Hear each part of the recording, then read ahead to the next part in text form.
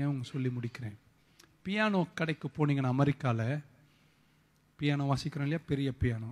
நம்ம சர்ச்செல்லாம் கீபோர்டு தான் இருக்குது. இது உதவாது. ஆமென். இது 1,00,000 ரூபாய்க்கு வாங்கிட்டு 1 வருஷத்துக்கு அப்புறம் விற்றா 30,000 ரூபா கூட தேராது. நான் சொல்கிற பியானோ கடையில் போனால் $500 பியானோ இருக்குது, $5,00,000 பியானோ இருக்குது. நான் கடைக்காரனை கேட்குறேன், யோ இதுவும் அதே மாதிரி தான் இருக்குது பார்க்குறதுக்கு சைஸு, அதுவும் அதே மாதிரி தான் இருக்குது, என்னத்துக்கு அவ்வளோ வேலை அதுக்கு? இது 500, அது 5,00,000. அவர் என்ன தெரியுமா சொல்கிறாரு, வாங்க சொல்கிறேன்னு காட்டுறாரு. அந்த மரம் இருக்குது பார்த்தீங்களா, பியானோ உண்டாக்குற மரம், அந்த மரம் $500 மரம், காட்டு மரம் வெட்டினது. ஆமென். அது சாதாரண மரம். அப்போ அது மட்டும் என்ன மரம்? அவர் என்ன சொல்கிறாருன்னா, இந்த மரம் காடு வெளிகளில் மலை பிரதேசத்திற்கு மேலே 100-200 ஆண்டுகள் காற்று வீசும் தெற்கு பக்கமாகவே அந்த மரம் திரும்பி நிற்குது பாருங்க. அந்த காற்றையெல்லாம் பட்டு பட்டு பட்டு அந்த மரத்தின் அந்த பக்கத்தில் வெட்டப்பட்ட பலகையினால் செய்யப்பட்டது.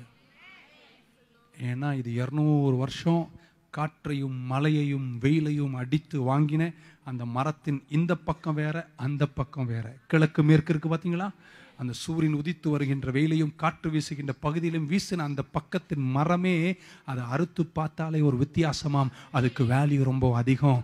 அதில் வாசித்தினா அதில் வர்ற ஓசையே ஒரு தனி ஓசை. காட்டுப்படாத பக்கத்துக்கு $500, $500. காற்றுப்படுகிற வெயில்படுகிற மரத்தின் பக்கத்திற்கு $5,00,000. காற்றுப்பட்டவங்கெல்லாம் நீங்க விலை உள்ளவங்க. தொட்டிலேயே ஆட்டி போற கஷ்டத்தை சாப்பிடு. Eat your problems. ஒரு ஆமேன் சொல்ல மாட்டீங்களா? எல்லாத்தையும் கடந்து போகணும். நல்லது நடந்தா நம்ம சொல்லுவோம், I am so lucky. Lucky. கெட்டது நடந்தா கர்த்தரனை சோதிக்கிறார். இன்னைக்கு அதை மாற்று. லக்கி கிறிஸ்தவனுக்கு இல்லை. No more luck.